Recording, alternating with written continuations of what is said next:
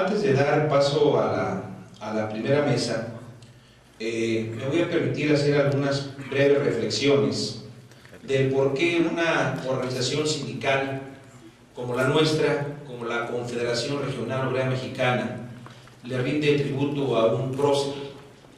Es una obligación de todos los sindicalistas recordar a quienes al inicio del siglo XX ofrendaron su vida, regaron con su sangre nuestro suelo patrio para alcanzar instituciones en mejores condiciones de bienestar.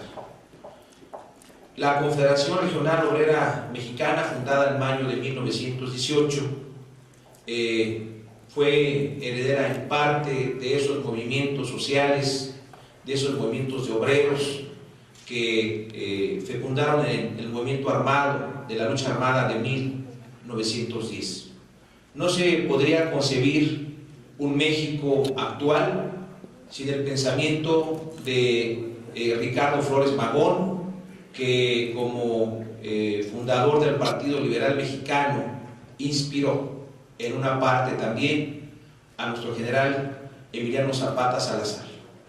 La expresión de Tierra y Libertad, acuñada por Ricardo Flores Magón y el grupo de liberales que fundaron el Partido Liberal, precisamente Antonio y Villarreal, Manuel Salazar, Juan Salazar, de alguna manera Enrique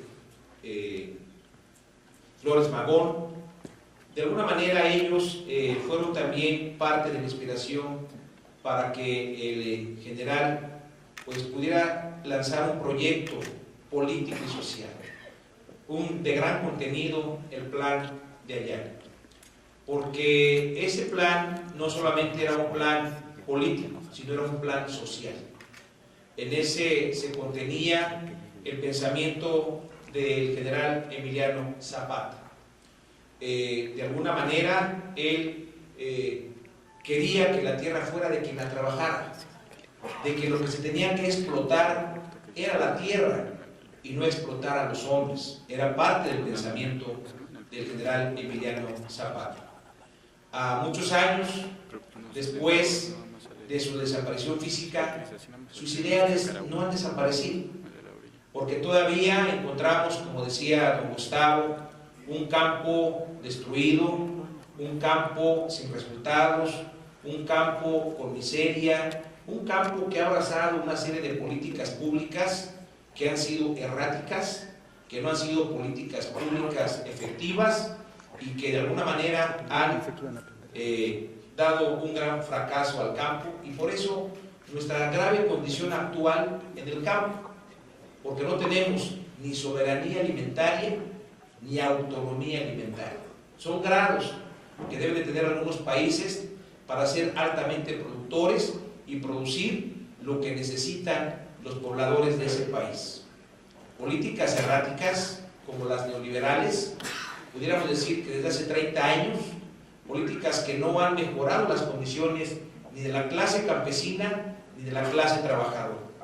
Venimos en un tobogán de bajada, donde los salarios cada día son más bajos, donde se ha perdido, según datos del INEGI, el 78% en 30 años del poder de compra de los salarios. Es decir, que lo que comprábamos hace 30 años, ahora solo podemos comprar un 25 o un 22% de esa capacidad.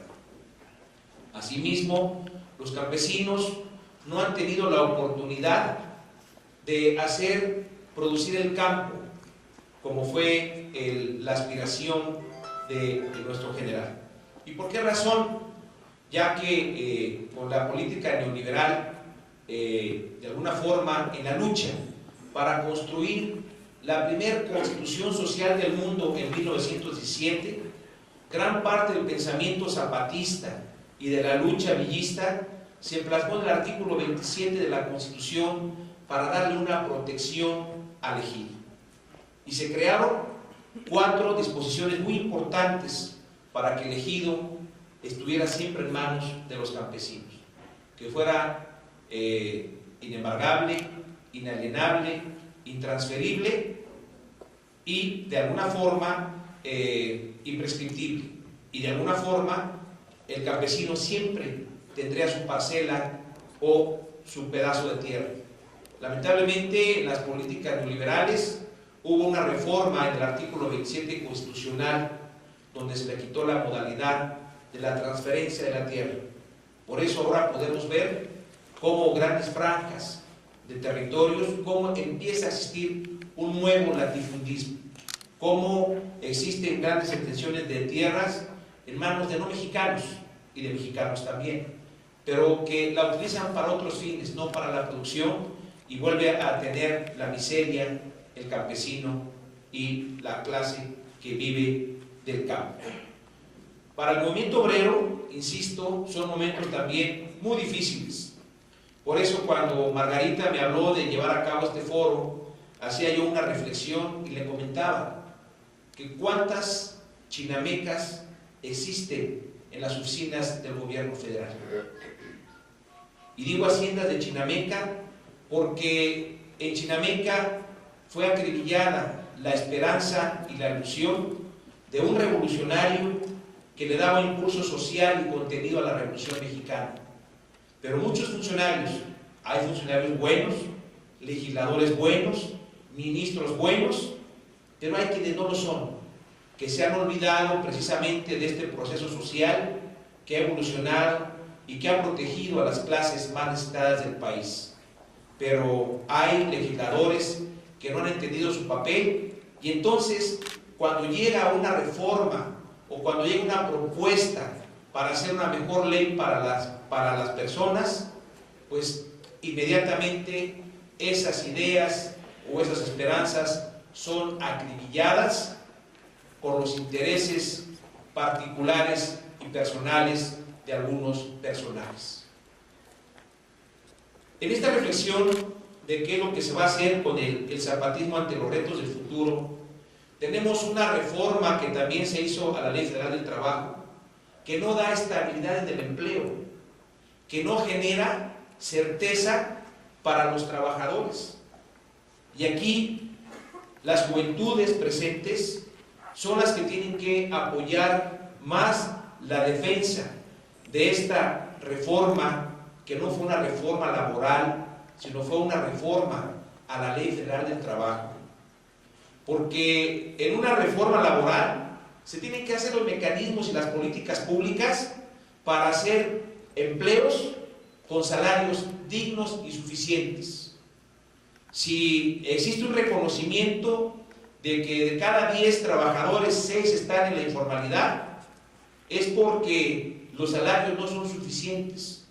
Los salarios no son los que dicta la propia Carta Magna, que deben ser suficientes para satisfacer las necesidades mínimas de un jefe de familia en el orden social, cultural y del esparcimiento.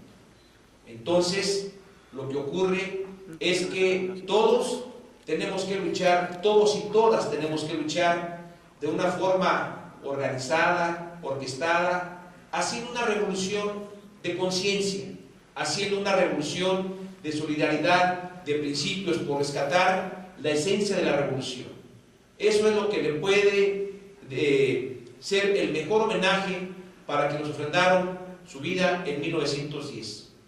Y para concluir, cuando decimos esto de los retos del zapatismo ante el futuro, llega a mi memoria, antes de que fuera elegido Acapulelque de Nenecuilco, Emiliano Zapata, siendo casi un niño, un día entró a su vivienda y encontró a don Gabriel Zapata llorando de impotencia, llorando de tristeza. Y él, siendo un niño, le preguntaba a Emiliano Zapata a don Gabriel del por qué lloraba, y le expresaba a don Gabriel que de nueva cuenta los latifundistas y los terratenientes de Morelos habían quitado las tierras a la comunidad donde estaban ellos, a Nenecuilco. Es decir, que en la época porfirista, y aún no en la época porfirista, en la época maderista y huertista, todavía se despojaban a los núcleos campesinos de sus tierras. Y entonces Emiliano Zapata le dijo a su padre, pues tómenlas. Dice, no, Emiliano, los terratenientes, los amos, son más fuertes que nosotros porque el gobierno los protege. Entonces Emiliano Zapata volvió a ver a su padre y le dijo, pues júntense todos y tómenlas. Cuando yo sea grande, les devolveré esas tierras. Y Emiliano Zapata fue nombrado posteriormente Calpulenque, y en la herencia ancestral le otorgaron los títulos de las tierras que eran originariamente de los indígenas, de los naturales de este país, los códices de propiedad, y luchó por eso. Pero aquí la reflexión de esta simple cuestión es que nos tenemos que juntar todos para tomar las cosas. Si las pedimos, no nos las van a dar. Por eso es la reflexión tan importante de Emiliano Zapata en este 95º aniversario de su desaparición. Por eso es que las fundaciones, don Gustavo, como lo ha expresado, y un servidor, creemos que lo menos que podemos hacer en esta fecha, 10 de abril, es hacer este foro reflexivo, donde habrá grandes expertos en la materia del zapatismo y grandes expertos en la materia social. Pues si nos dan oportunidad, nos pondremos de pie para declarar inaugurado este foro.